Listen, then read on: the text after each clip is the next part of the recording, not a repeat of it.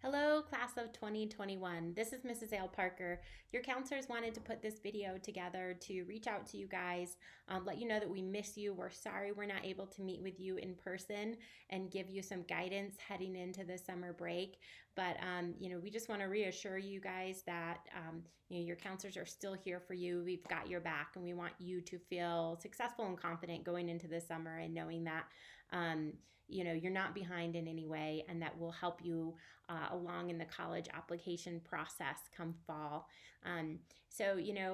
Usually we talk about summer before senior year and really gaining, new and valuable work skills or internships or, participating in these enrichment programs. But a lot of those things are impossible now because of coronavirus. And we just want to say that's okay. And that's the state of the world right now. And that everybody is equally disadvantaged in that way. So that's not going to hurt your chances of getting into college or anything like that. So even if this summer looks pretty basic for you, that's fine, and we'll definitely work with that. So some things to think about this summer as you head into senior year. We're just going to go over like creating a list of schools that you want to apply to and giving that some thought. Maybe you're not able to visit college campuses, but how can you do some research virtually on schools that could be a good fit for you? I want to just give you a basic preview of what fall is going to look like. No matter what school looks like in the fall, there are some things that, are going to be a given, like applications for colleges are going to open. Even we'll talk about SAT tests, what's going on with that. Obviously, you weren't able to take it in the spring, so what are the plans for that for the fall? We'll talk about some, pieces of the application you might want to start thinking about, but certainly you don't need to be filling out applications over your summer break. Just kind of give you an idea of what summer should look like, some things to think about over the summer, and then also, when we're back together in the fall, some things that are going to be coming up in September and October as you are putting together those applications to apply for college. Hi all, I wanted to share a little information about SAT and ACT testing. Obviously, the spring, April administration of the SAT that we would have conducted for all juniors was canceled due to the stay-at-home order. As a result, you're not going to have an SAT or an ACT test to provide to colleges early in the fall, which is typically how it would work. Rest assured, you will have an opportunity to take the SAT. We at Silver Creek are planning on administering an in-house free SAT administration early in the fall. We'll get you information as that becomes more available. You can also sign up independently to take SAT or ACT exams through their websites, probably starting in August or September. The June test dates have been canceled at this point. Also, rest assured that colleges are going to work with you. They're not going to penalize you if you don't have a test score available and ready for them with those early application deadlines. We're all in this boat together. They understand and are going to have a consideration for those kinds of things. Many colleges are going test optional and aren't even going to require SAT or ACT test results with their applications. So just want to share a little information about that. Take care, everyone. Hey, class of 2021, Ms. Myers here. I want to talk to you a little bit about FIT in the college research process. When you're starting to look at schools, a great tool that we use is Naviance. And under the colleges tab, you can then look for colleges I'm considering or colleges I'm interested in. And there's a super match tool on the left side. And that allows you to enter criteria, some must-haves, things like maybe size, location, majors offered, price, etc. And then there's also nice to have, so other things that would be nice but not necessary, maybe male to female ratio, student groups that are offered, things like that. And then it generates a list of schools that match those criteria for you. So it can be a large list, but you can go through it, sort through it, see, maybe specify with the heart shape things that schools that you're interested in, which then allows your counselor to see them and invite some discussions that we're hoping to have with you in the fall about those schools. You can research them via their websites, and a lot of them have virtual tours now online, and a lot of them will be offering virtual visits where you can reach out to the admissions department and they'll connect you with counselors, potentially financial aid offices, potentially people in the field and the majors you're considering. So it's not the ideal because it's not in person, but it's what we have right now. So consider that, the virtual visit side of things. And when we're talking about looking at colleges, we talk a lot about fit. And fit is whether the college is good for you and whether you're good for the college. And so when we do that, we thought we divide that into 3 types of schools. The first is the safety school.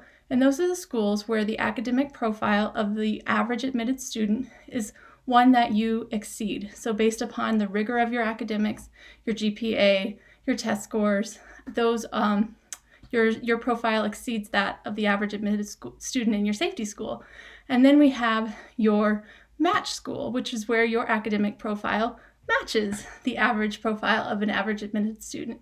And then there are the reach schools, where your academic profile may not be at the average level of the average admitted student, but that shouldn't dissuade you from applying, because other things, they really look at a whole person when they're considering the admissions process. So things like your teacher recommendations, your essays, your interviews. There's sometimes an interview process. Those are all taken into consideration. So don't let that dissuade you from applying to a safety school.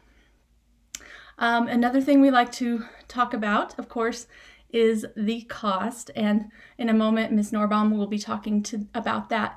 But as you are considering the cost of college, which is a huge investment, you want to look at, every school is required to have what is called the net price calculator and their consumer disclosures on their websites. Sometimes it's hard to find, but if you go to the search bar, type in net price calculator and something should turn up where you can then input your financial information and see how that would fit with the cost of attending that school. But these are conversations you should be having with your families about what the expectations are and what you're hoping that will look like financially for you in college. And these are your whole college search process is something that we would love to talk to you about in the fall, but we hope you'll start it this summer using some of these tips that we're providing you. We miss you, and we hope you have a wonderful and safe summer and that we will get to see you in the fall. All right, Raptor, class of 2021. This is Ms. Norbaum, and I'm here to talk with you a bit about what to expect for the college application process in the fall. You shouldn't be expecting to have any deadlines until about mid-October is usually the earliest deadlines that we run into. So I just want you to know that everything I'm going to cover, we will have time to cover in fall so that you feel prepared for that timeline. The earliest that a university will accept an application anyway is August 1st, and a lot of times we aren't ready to send transcripts until early September to mid-September. So please don't feel like you're behind.